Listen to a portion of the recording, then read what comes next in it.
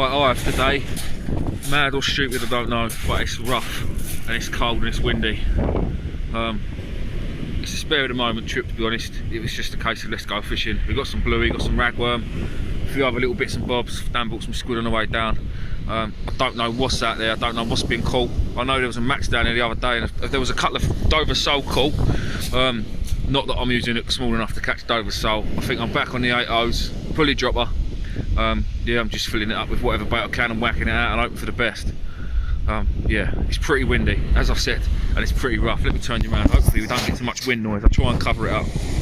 I'm with Dan as well.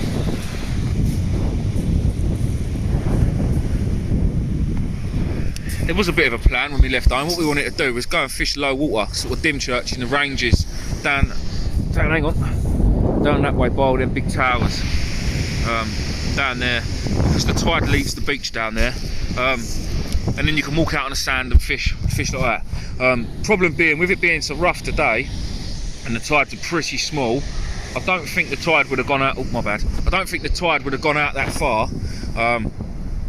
And with it being pretty rough, the water would have stayed on the beach. It wouldn't have gone out far enough for us to walk out and cast. There would have been a lot of water on the beach still, so it would have just made things hard work to fish on the sand, I think. So, and I mean, we was going to go and do that for rays. So I said to Dan, well, we might as well go and fish on the proper bit of beach, where they have been getting a few rays, but I don't think there's been any here in the past couple of days, past week or so. So it could be a waste of time, but we're here, so we might as well give it a bash.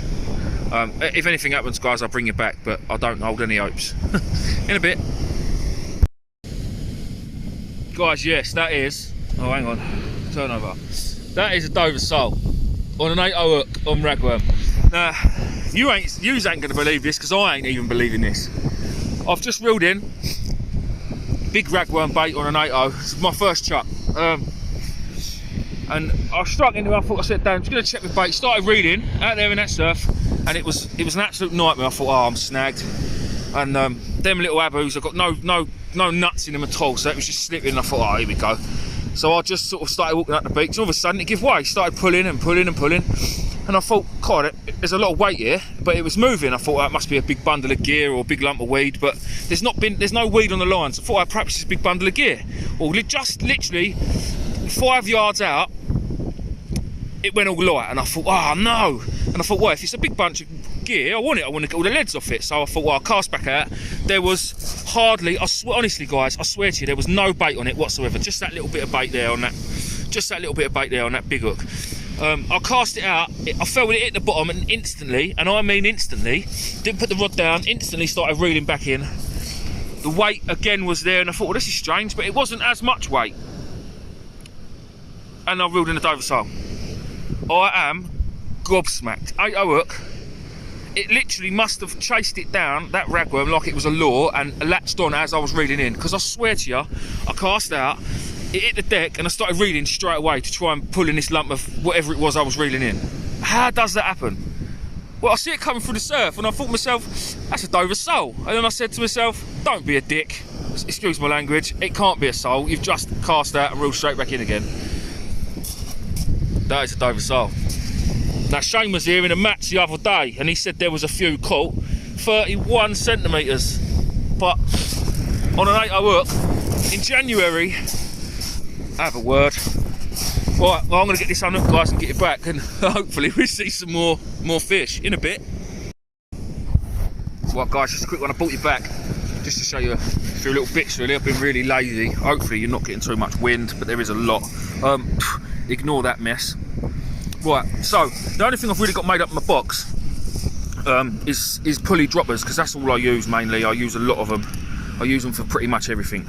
Now, you've all seen a pulley dropper. I would love to explain a little bit more about it to you, but the wind is a pain, so I'm probably not going to be able to. So that's what we use anyway for a. I'm going to take that off and tie it on. That's basically that clip. That clip there is what your hook length attaches to. It clips up at the top of the rig, and then it clips up at the bottom on the import and the impact shield. Now, a lot of you have seen this rig the last couple of weeks. This is just my little fly and trace I've been using for flounders, little small works, a couple of beads, and a little blade just for a little bit of attraction. Now, I've taken the hook length off of this normal pulley dropper with big 8.0s on it and 40-pound main line, 40-pound hook snood, and I've attached this. Because I've just had that sole, I'm wondering if there's any more out there. So I'd be silly to carry on fishing with 8/0 hooks. I'd rather get a cutler sole than I would a ray, to be fair. The only reason I was trying for a ray is because I'd rather get a ray than a whiting, but then who wouldn't? But as it stands, I've had enough rays already this year, the last couple of weeks, months I suppose, and I want another sole. So yeah, that's what I'm going to do, and I can put proper baits on that then, and I can still clip that up the same way as I clip up a dropper, and that'll still fish the flowing trace when it's in the drink, because that'll fall like that, the lead will be there, and that'll just be flowing off like that. You can see the lead, and that'll still be the flowing trace, which is what I want. So yeah, that was just a little tip. Other little tips, just cast out and reel back in, and that's how you catch Dover sole, because it happened for me. I still can't quite believe it. Anyway, I'll bring you back in a bit.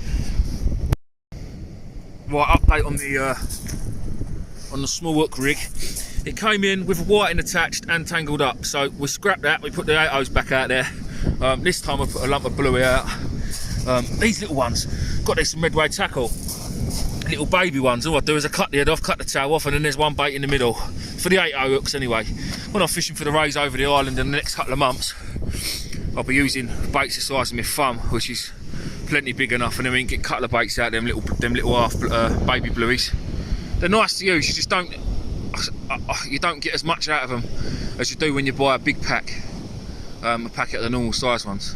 But yeah, they're ideal for a couple of little baits, easy to use, easy to bait up with. But yeah, if any skate do turn up, any rays, sorry, then I'll bring you back. I'll let you know. Hopefully we get a few more sole in a bit. Well, it's turned into a flatfish day. I mean, I'm getting absolutely plagued with whiting, but Dan's just had this tiny little baby dab. Very, very cute. Very, very cute. Easiest way to tell a dab, when you look through them, you can see daylight through the other side. All you can see is their guts. Make it dark. Let's turn it around the other way, it's better the other way. You hold them up to the light, and you can see right through the other side of it. Right, I'm going to get this one back in. I'm going to start fishing for a few dabs now. I've seen one. I've got my salted black. I'm going to put the little rig back on.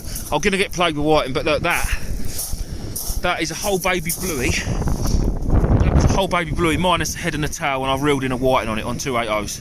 So yeah, I'm just going to fish, see if we can pick up a few dabs on the salted blacks. Right, in a bit. Right guys, I think that's me done. Reason being, let's get to that. For the last couple of hours or so, I've been trying to get a dab. As Dan picked one up, I thought, oh, the salted blacks would be absolutely ideal. And I had a couple of ragworm left as well. I thought the salted blacks would be absolutely ideal for the dabs. Well, turns out today they're not.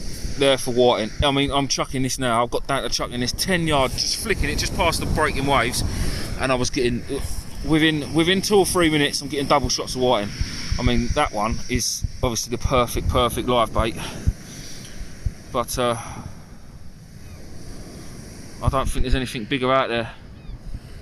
There probably is, but we won't find out today. So I think that's my last chuck. It's getting dark. I didn't bother bringing my head torch. I didn't think we was going to be out too long today. But yeah, well, cheers for watching everyone, and I'll see you on the next one. Hopefully there'll be a few more surprise fish like today. In a bit.